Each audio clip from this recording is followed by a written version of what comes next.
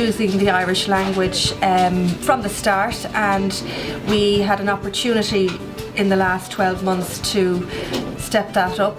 We had to redesign our shop inside and out due to flooding, and we embraced the Irish language through all our signage.